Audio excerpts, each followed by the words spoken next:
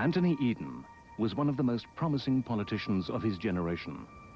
He became Prime Minister on the 5th of April 1955, but within just 19 months, he had destroyed his career and Britain's international reputation by his handling of the Suez Crisis. There are a lot of mysteries about the way that Eden behaved. I mean, he was normally a fairly cautious man. He threw caution completely out of the window. Now, Altered Statesman reveals that throughout the Suez Crisis, Eden was plagued by ill health and under the influence of addictive drugs as he pushed Britain and the world to the brink of disaster.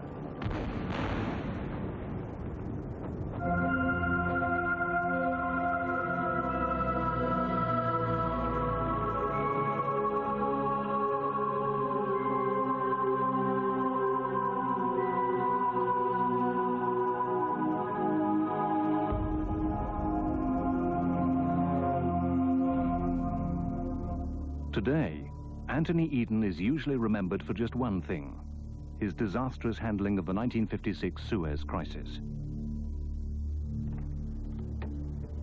Eden's attempt to use British troops to take back control of the Suez Canal from the government of Egypt culminated in failure. And what's more, it hastened the end of Britain's faltering empire, alienated its allies, and threatened to provoke conflict between the superpowers. Quite frankly, Suez was the worst foreign policy mistake of Britain in the post-war years. And I think most people tended to distance themselves from Antony Eden because of Suez. Nothing in Eden's career before Suez gave any inkling that he would make such grave and damaging mistakes.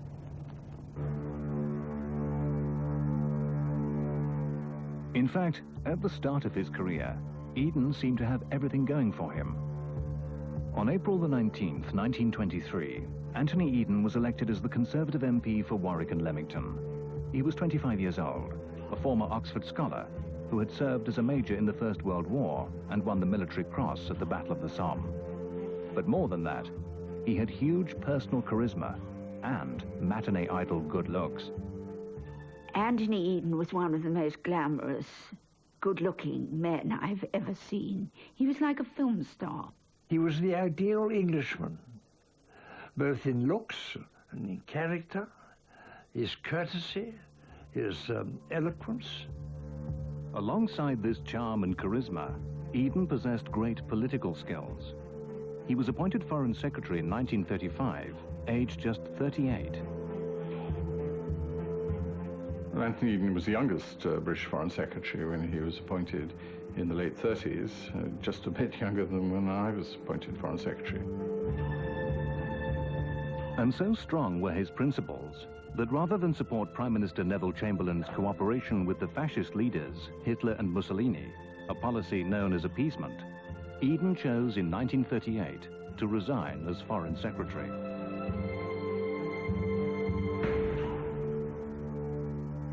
Disagreeing with the policy adopted on the rape of Abyssinia and the Hitler menace, Mr. Eden courageously resigned. Man was not, in our view, made for the state. The state was made for man. Eden's instinct there was, I think, entirely sound. And in some ways, the most important thing he did in his life was to resign at that point. When, in 1939, the Second World War broke out, Eden was again made Foreign Secretary. Throughout the conflict, he served loyally alongside Churchill. In 1951, Winston Churchill won his second prime ministership, and Eden again took the role of Foreign Secretary. He also took a central role at the international conferences that tried to maintain peace in the unstable climate of the new Cold War era. We can yet serve our generation and guard the peace of the world. Whenever he was present at one of these international conferences, everybody looked to him to take a lead.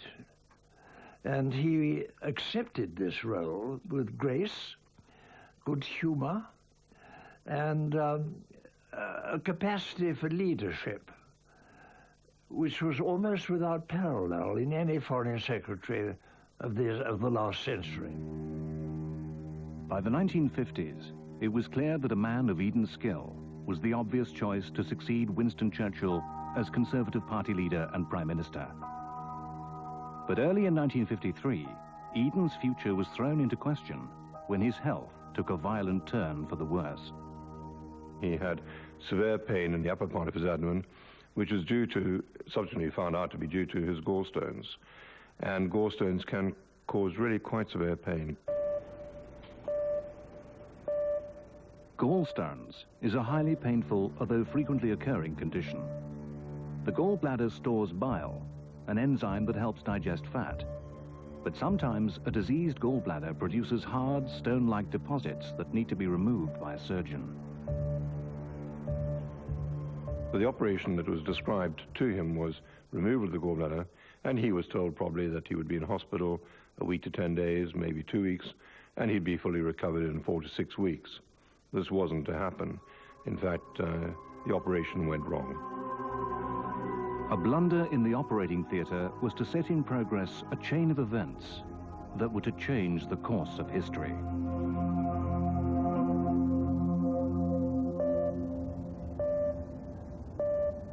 By 1953, Antony Eden had enjoyed an unparalleled career as Foreign Secretary and was tipped to be the man who would succeed the now 78-year-old Winston Churchill as Prime Minister. But Eden was about to be the victim of a medical error that threatened to ruin his career. The man who assisted in the operation would never talk about the operation, but did say there'd been a blunder. And with the subsequent events, one must accept that there was a mistake made by the operating surgeon. As the surgeon tried to remove Eden's gallbladder, his bile duct, the tube linking the gallbladder to the intestine, was accidentally cut. This left Eden in great pain and needing a complicated repair operation. This is a technically very difficult operation. It also has quite severe, or can have quite severe side effects. Because the intestine, the gut, is joined close to the liver, the bacteria in the intestine can go up into the liver and cause inflammation. And this is the diagnosis is called cholangitis. Cholangitis is an infection in the liver that can lead to yellowness of the skin called jaundice and to severe sporadic attacks of intense pain and high fever. After the operation, Eden was what soldiers would have called not exactly walking wounded, but handicapped. From June 1953, Eden was constantly vulnerable to violent attacks of pain and fever that left him physically weak. It must have seemed unlikely that he could cope as Foreign Secretary, let alone go on to succeed Churchill as Prime Minister. But medical science thought it had the answer, in the form of a stimulant drug called benzodrine. Benzodrine is one of a family of drugs called amphetamines, the illegal drug we now call speed. But in low doses, amphetamines can have a beneficial effect. In low dose, amphetamines can help a person who's had physical health problems feel more energetic. Often people who've had physical health problems become fatigued, and amphetamines, when used in that way, can, at low dose, help a person to have increased energy. These positive stimulant effects convinced doctors in the 1940s and 50s that amphetamine was a wonder drug that could help with a wide variety of problems. Amphetamines were just discovered. It was a miracle drug of the late 40s and early 50s. There was mention in several medical journals of uses up to 39, 40 different uses, accepted uses for the drug. At that stage, I think it was still being used without the sort of medical profession cautionary advice, which would certainly be the case now. In the 1950s, the whole attitude towards amphetamines was very casual. People who felt the need for a pick-me-up didn't think twice about reaching for a pill. Even politicians like Lord Deeds, who once took an amphetamine-based drug called Drinamil to see him through a tricky speech at a Conservative Party conference. Well, I can remember feeling very under the weather, going down to the party conference in Bournemouth, suddenly being told by Duncan Sands that he had a problem, a domestic problem, and would I make a speech for him later that day? And I felt very whacked. And my cousin, who I was staying with, had the dinner mill prescribed for her after a motor accident. And she said, you better have one of those. And the speech wrote itself, and as far as I remember, delivered itself.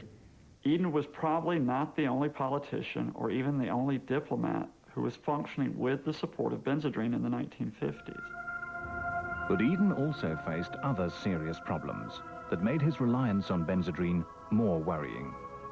He may have appeared to be a suave diplomat, but underneath there was a degree of psychological frailty that can only be understood by examining his family background.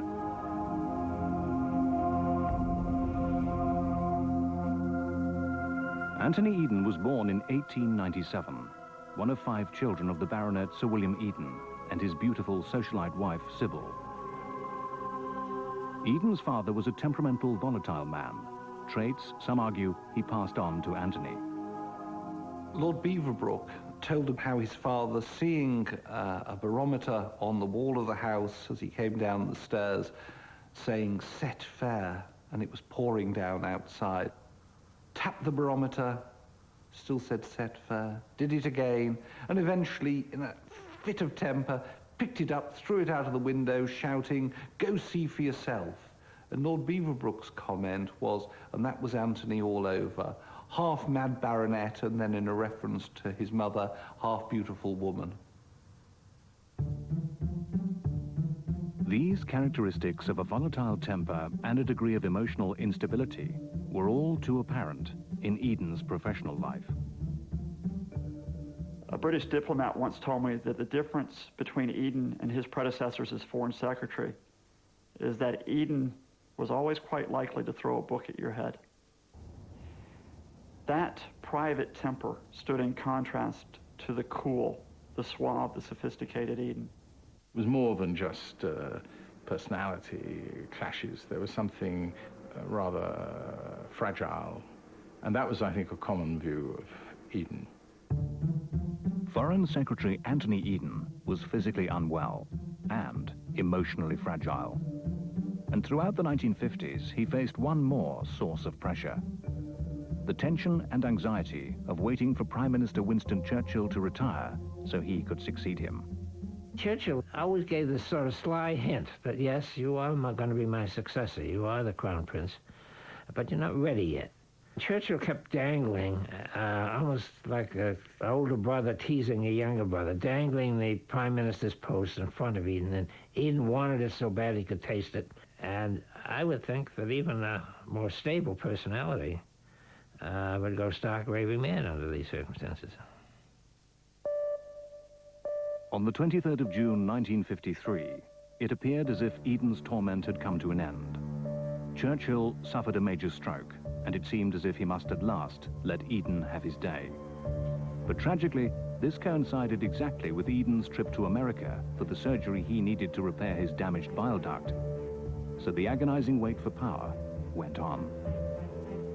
When Eden came back, recovered from the States, and found Churchill much more frail, he was, of course, more pressing to be given dates when he could take over as Prime Minister. I think there were 4 occasions when specific dates were given and then retracted. And so that was very, very hard. Each day of waiting for Churchill to step aside magnified Eden's frustration and insecurity. But from the time of his surgery in 1953, Eden had at his disposal the means to try and boost his self-esteem, because the amphetamines doctors gave him for the physical effects of his surgery and illness also had psychological effects. People taking low-dose amphetamines might feel more in control of what's going on. They may feel more able to respond to things, especially if there are problems occurring. It may increase their level of self-confidence. Eden was prescribed amphetamines to help him cope with the pain and fatigue his damaged intestines caused. But those who knew Eden saw that he began to self-medicate, taking a pill whenever he felt the need. and some experts see this as linked to his inner insecurities. Sir Evelyn Shuckburgh, who was Eden's private secretary, was struck by Eden's little black pillbox and the frequency with which Eden, as he put it, popped pills. And I remember Sir Evelyn Shuckburgh saying to me, "I'm not sure that he should have done that." Well, nor are we. Always having lived on his nerves, being a little anxiety-ridden, perhaps a little paranoid, having lived under Churchill for so many years, all of those factors, both political and personal, came to bear and were simply it simply exploded at the time he began to dose himself pharmacologically with amphetamines. In April 1955, Winston Churchill finally stepped aside, and Eden became Prime Minister. But this did not put an end to Eden's insecurities. The legacy Churchill left continued to undermine Eden's confidence. Churchill wasn't a very easy act to follow. I can't think of a less enviable job. Churchill's shadow always hung over Eden because he couldn't get away from it. How great can you be when you succeed the greatest wartime leader? How great can you be when you succeed the most beloved leader in British mythology? The problem is that Eden always tried to be greater, always put that pressure upon himself.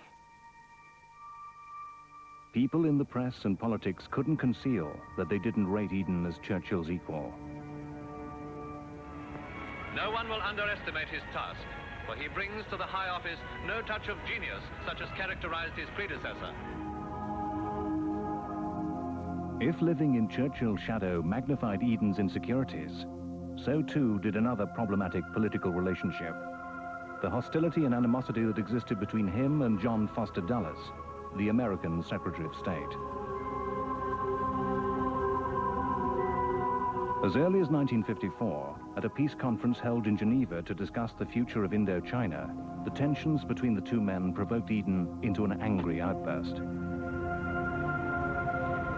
I was invited to go accompany Eden to the airport, and on the way out there, he let his hair down about the awfulness of John Foster Dulles.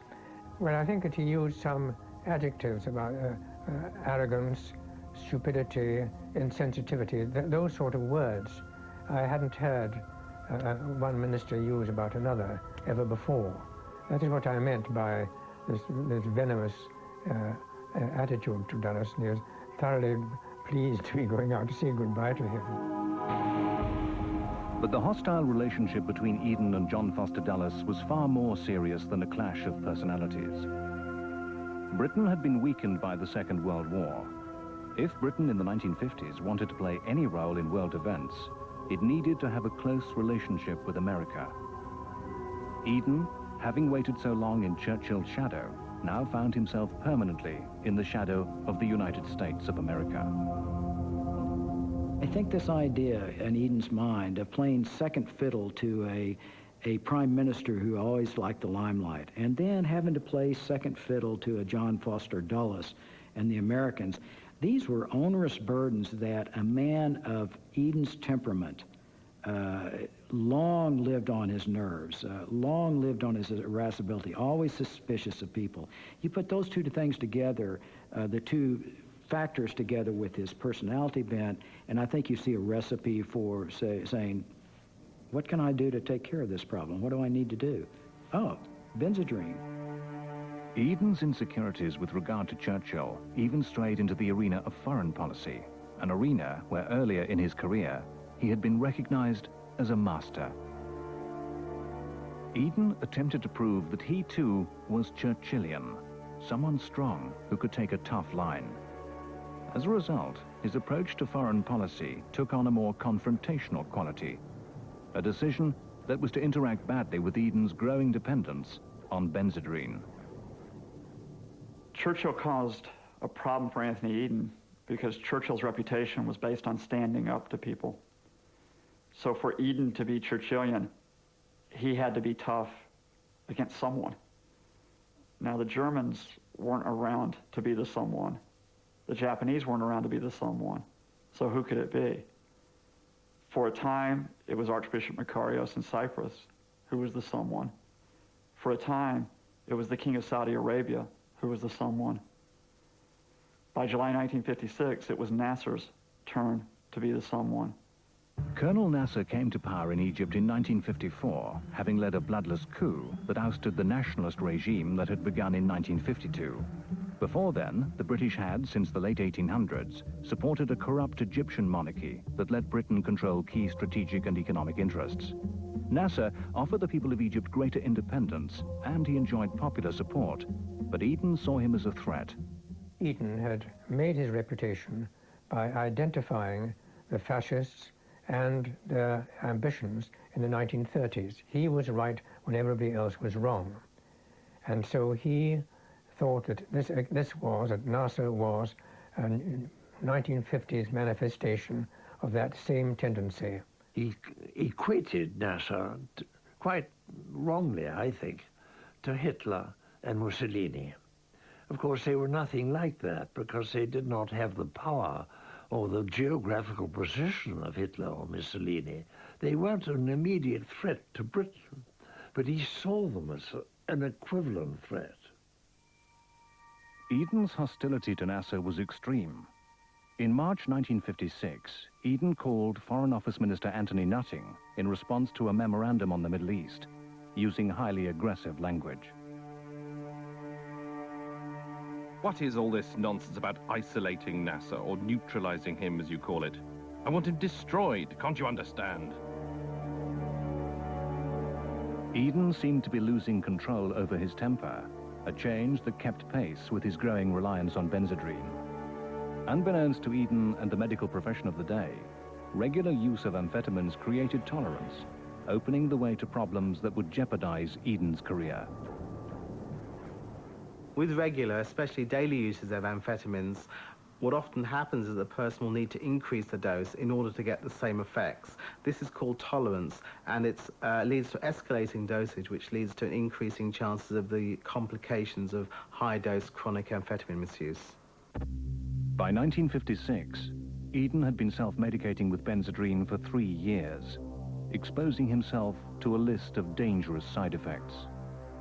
Examples of those negative effects would include irritability, mood swings from relatively normal or even slightly high mood to low mood, depression. And these things can progress to more serious side effects where there are perceptual changes, paranoia where people have unnecessary, unrealistic fears about things going on around them.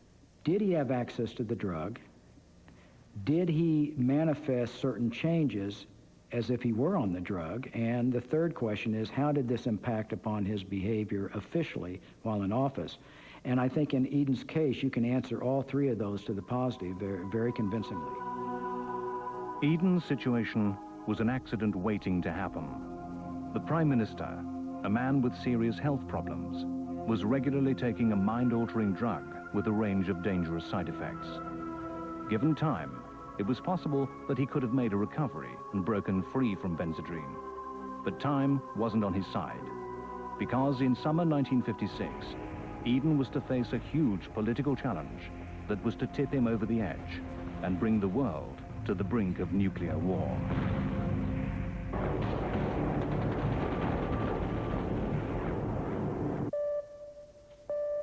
By the summer of 1956, Britain's Prime Minister Antony Eden had undergone 3 major operations on his intestines. Without the support of amphetamine-based drugs, it seems unlikely that he'd have been able to continue in office. But the risks of having such a physically fragile leader were huge.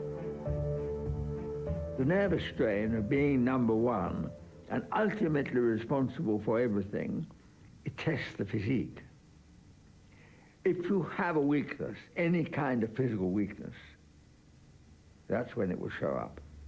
Because at any hour of the day or night, bad news may arrive, a crisis may arise, and you are the last man to settle it. Just 16 months into Eden's prime ministership, such a crisis did blow up over the Suez Canal. Since its opening in 1869, the Suez Canal had been run by a joint British and French company. The British had been present in Egypt itself since 1882. This safeguarded British political interests in the area and ensured that strategically vital Middle Eastern oil could make its way through the canal to Britain. But when Colonel Nasser came to power in 1954, he wanted Egypt to have greater independence. To assert his independence, on the 26th of July 1956, Colonel Nasser nationalized the Suez Canal Company. From now on, it would be owned and run by Egypt. Eden was already highly suspicious of Nasser, and faced with this challenge, he and the British government were going to have to respond. The British response to the nationalization was that beautiful combination of anger and farce. Antony Eden called in ministers, many of whom were in evening dress, from being at formal functions to an emergency meeting of the cabinet. There, Eden very temperamentally said that this action could not be allowed to stand. One obvious solution would have been to negotiate with Egypt, and the world confidently expected Eden to take this option. But the Eden of 1956 was a man whose reactions were unpredictable and whose attitude towards Nasser and the crisis was subject to the influence of benzodrine. When people use increasing doses of amphetamines, if they're also highly strung and find themselves in stressful situations, they might find there's an interaction between those factors, leading to emotional outbursts. People might find them to be increasingly irritable, perhaps unpredictable at times. His reaction to the nationalization suggests the paranoia associated with amphetamine abuse. People who have used amphetamines chronically and at high doses have had paranoid symptoms. So, for instance, they get very suspicious about people around them. They might start to think that people are plotting against them, and that's the kind of behavior they might show. He behaves as if number 10 Downing Street is being invaded by some howling Arabs running down the street. He hears the name of Nasser and he immediately goes into orbit. All of this was very uncharacteristic. It was an accentuation of a man who always lived on his nerves to some degree, and amphetamines just triggered that. Antony Eden, once a peace-loving statesman, now seriously entertained thoughts of assassinating Nasser. In summer 1956, a CIA official named Miles Copeland visits London, and he's summoned to talk to Prime Minister Eden. The Prime Minister unexpectedly says, well, why can't we just shoot Nasser? Why can't we put poison in his coffee? Copeland looks at him and says, well, there's two very good reasons, Prime Minister. They're called Nasser's bodyguards. And Eden, unfortunately, the matter didn't end there. The Americans found out what Eden had said to Copeland, and when they do, they not only think that Eden is misguided, they think maybe he's a little bit dangerous and maybe just a little bit mad. So concerned were the Americans about Eden's state of mind that President Eisenhower sent Eden a message on the 31st of July 1956, warning him not to use force. But Eden was not to be dissuaded, as if he were locked on to just one solution to the crisis.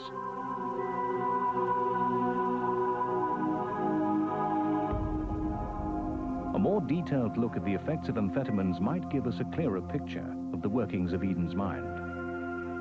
Researchers at Cambridge University are now using a specially designed computer program to examine the impact of long-term amphetamine abuse on the way that we make decisions and analyze risks. Their results suggest regular benzodrine use may have influenced Eden's thinking.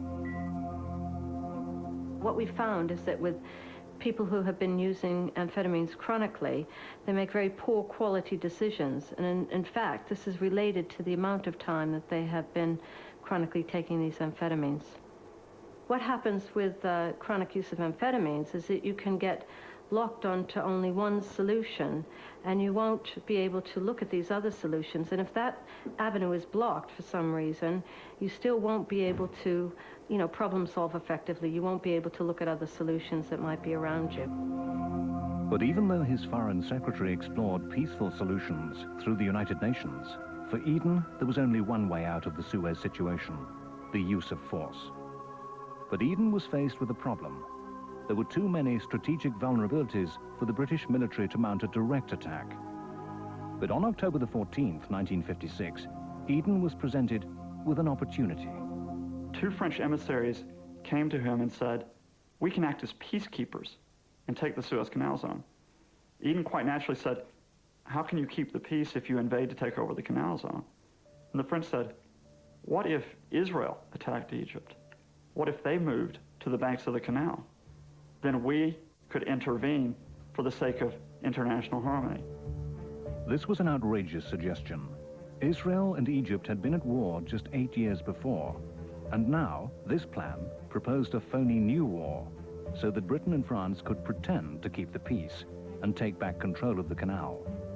The Israeli move could inflame the whole of the Middle East, and the French and British peacekeeping subterfuge was totally against international law, something that Eden in former times would never have contemplated.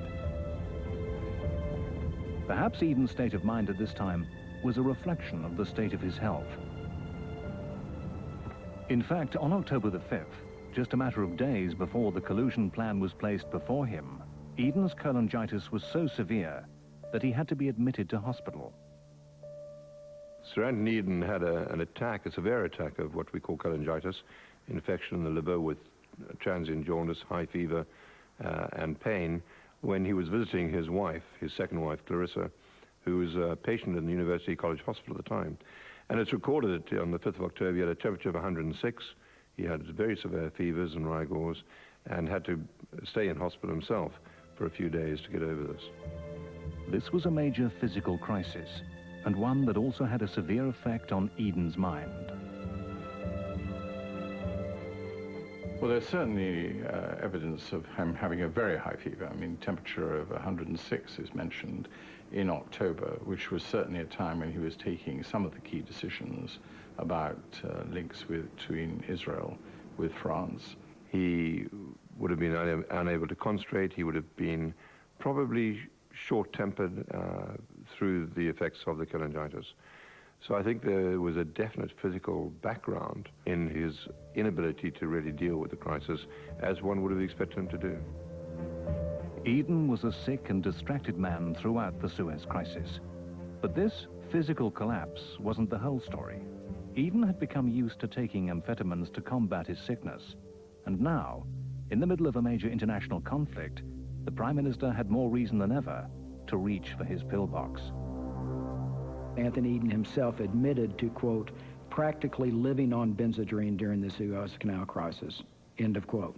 Being on those high dosages of amphetamines would not have helped his normal, rather irritable temperament. And I think with lack of sleep and generally fever, being on amphetamines for high dosages of amphetamines, which we're quite sure he was on, and over a period of time, all would have interfered with his capacity for sound judgment.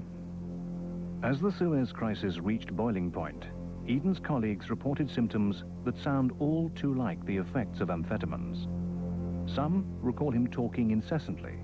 Others spoke of a state of exaltation. In October 1956, Foreign Office Minister Antony Nutting described him as being in an acute state of intoxication, in the technical sense of the word. Amphetamine speeds up. That's why it's called speed. It speeds up reactions, and it has people being dangerously premature in their decision-making, rash in their decision-making, and irritable in dealing with their subordinates. That's a very bad combination, so I considered it one of the most dangerous medications abused in high office. On the 16th of October, without first consulting either his cabinet or his allies in the United States of America, Eden entered into a secret pact with the French and the Israelis. On the 29th of October 1956, for the second time in 8 years, Israel and Egypt were at war. But this time, it was with Eden's backing. He mistakenly believed that when 4 days later, Britain and France entered Egypt pretending to be peacekeepers, they'd be able to retake the canal zone and unseat Nasser in a matter of days. He also mistakenly believed that no one would see through this subterfuge. It is not only a lie to say you're keeping the peace when in fact you're helping Israel attack Egypt. It is an open lie. Everybody knows that you're not telling the truth. It is not only a lie, it is a silly lie. Parliament was outraged, and anti-Suez, anti-Eden protests broke out across the country. In 25 years of the House of Commons, I have never seen the House of Commons more turbulent. And of course, it wasn't only in the House of Commons that this antagonism was voiced. It was the talk of the town, not just of the town, of the whole country. Eden spoke to the British nation on television to explain what was going on. Without shame, he continued to peddle the lie that Israel was acting alone and that Britain was acting to keep the peace. Then, a few days ago, came the entry of Israeli troops into Egypt. Was that a dangerous situation? Was it likely to lead to a widespread flare-up in the Middle East? In the judgment of the government, it was. He indulged in an overt conspiracy without the knowledge of his own cabinet, without the knowledge of his own government, without the knowledge of his allies, such as the United States. Very cynical duplicity that Antony Eden in a former time would have never done. So how is that related to the amphetamines? Well, very clearly we see a clear break with the past in this man. An inexplicable break that no commentator up until the time of the discovery of the amphetamines was able to put their finger on and say, what was it that compelled this change?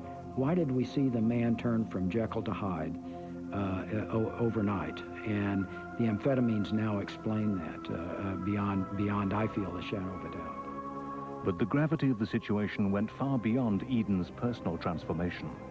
With Russia allied to Egypt, Eden's handling of Suez threatened to create conflict between the nuclear superpowers. The Russians stated that they were prepared to send troops to the Middle East in defense of Egypt, but they also issued a more deadly threat. It was a threat that the Russians gave, that they both to France and to England, that they had a weapon that would be very powerful, and that they would not hesitate to use it if the British did not cease their activity. On November the 5th, the Soviet Union issued a warning, threatening the use of their long-range missiles if Britain didn't withdraw from the Suez Canal. The heads of British intelligence met anxiously, trying to gauge if the threat of nuclear war was real. When I went into the meeting, although the story now is that everybody thought it was a bluff. Well, everybody did not think it was a bluff because the consequences of it being wrong were horrendous. We knew the Russians had a nuclear weapons capability, and then maybe they would use it. And the people around the table, the Foreign Office people, MI6, MI5, GCHQ, were ashen. They were ashen. Britain's leaders quaked at the prospect of a possible Russian nuclear assault. Eden had unwittingly provoked the Soviet superpower, and now needed the support of America to face this threat. But the Americans too wanted British troops out of Egypt, and were prepared to use controversial methods. Publicly, they expressed their deep concern at the British-French-Israeli action and went to the United Nations to get a resolution passed to call for an immediate ceasefire. Privately, they started manipulating the currency markets so there was a run on the British pound. The British did not have the economic reserves to last more than a few weeks if the American government decided to sabotage the British economy. The Americans were against Eden's Suez policy, but in a time of Cold War tensions, they wouldn't abandon a Britain facing the threat of a Russian missile assault. When the United States, through President Eisenhower, told Eden that they in fact would support Britain, would back them up with everything in the basket if the Soviet Union tried anything out of hand, Eden could take a deep breath, but he couldn't take that breath until then. But this support only extended as far as American backing for a Cold War ally. America still wanted Eden to get his forces out of Egypt. On November the 6th, the day after the British landed in Egypt, Eden received a furious late-night phone call from President Eisenhower, telling him to get his troops out.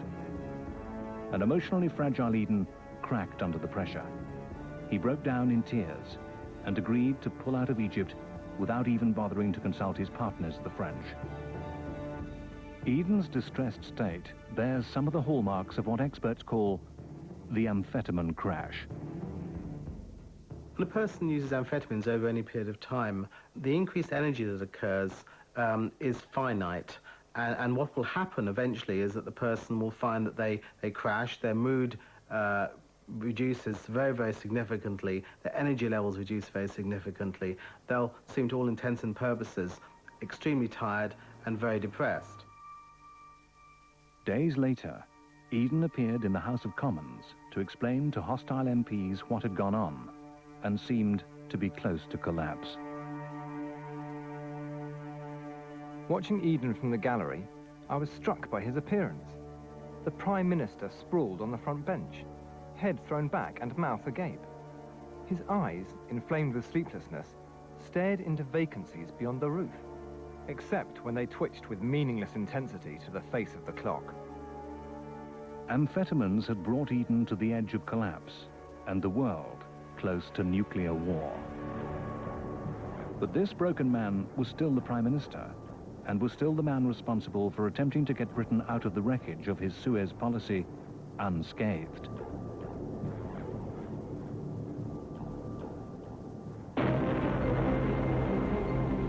By mid-November 1956, Eden's handling of the Suez crisis had proved a disaster. Parliament was in uproar, the canal remained in Egyptian hands, and by antagonizing both the Russians and the Americans, Eden had risked both global war and economic collapse. Now, more than ever, Britain needed strong leadership. So Eden's television announcement on the 21st of November 1956 came as a bolt from the blue. I'm deeply sorry to have to leave the country at this time. But I'm going because the doctors say I must, and it's the quickest way to get well. And I'm assured that on my return to this country, I shall feel completely fit, ready to resume my duties at once. Eden's doctors, fearing for his health, sent him to Jamaica for a rest. But for the Prime Minister to go on holiday while British troops were still being evacuated from a war zone was an event without parallel in British political history. But some argue that the trip to Jamaica was more than just a holiday. It was to wean him off the doses of benzodrine that had propped him up through the crisis. His own physician had said at this point, we need a break from this. You need a break from the political environment that has triggered this whole catastrophe, and there's no question that he was packed off to Jamaica basically to be taken away from the amphetamines or else to be lowered. But the effects of the crisis or the drugs couldn't be cured by just a holiday in the sun. He returned from his holiday looking bronzed, outwardly fit, but I thought taut, strung up, suggested to me that the cure, as it turned out to be, was anything but complete. And I found that very sad indeed. The Suez crisis also had a deep and lasting political impact. The United Nations stepped in to ease tensions, leaving Egypt permanently in control of the canal. The embarrassment of Suez effectively spelled the end for the last vestiges of the British Empire. Britain's reputation was deeply tarnished by the dishonesty of Eden's Suez invasion. It was a disgrace. Suez was a disaster, bad for British foreign policy and extremely bad for our reputation. He lied to his colleagues, to Parliament. He concealed his intentions from the Americans. And the operation failed because it was based upon fraud, deceit, concealment, and ultimately lies. Having led Britain to such disgrace, there was no way that Eden's career could recover. Within just 1 month of his return from Jamaica, he had stood down as Prime Minister, his former good name as a diplomat tarnished by Suez. And if Eden had been fortunate enough, from the point of view of his reputation, to have died in 1955, he'd have gone down, I think, in British history as the great lost leader, a man who'd been, during the war, after the war, and before the war, the major figure in British foreign policy, who would have made such a wonderful prime minister, and how sad that he was cut off in his prime. Of course, that didn't happen to him, and he went on to preside over the disaster of Suez. But I think that shouldn't blind us to his very great achievements before then. Someone who's given his whole life to the public service, who through no fault of his own has been reduced in health and strength by what he's gone through, then is finally offered, as it were, the crown of laurels, and finds that his health has been damaged to a point when he's not equal to fulfilling that role. Great tragedy. Eden was a victim of his own health. Without his illness and subsequent dependence on amphetamines, he could have been as good a prime minister as he had been foreign secretary. Sadly, he is remembered for his mistakes and for the shame and disgrace of Suez. That was the final of Altered Statesman. Next week, make sure you're with us for the return of Four Corners.